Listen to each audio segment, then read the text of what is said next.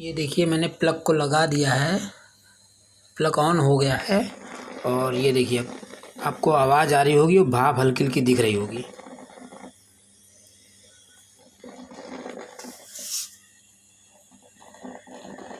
अगर आपको भाप दिख रही हो तो इसी तरह से भाप लेनी है।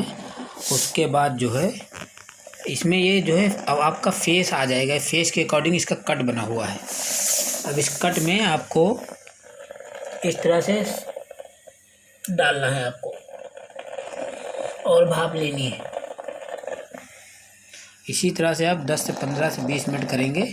और हाँ, एक बात और याद रखिएगा कि इसमें हल्का सा कपूर भी डालना है जो बहुत ही ज़्यादा लाभकारी है।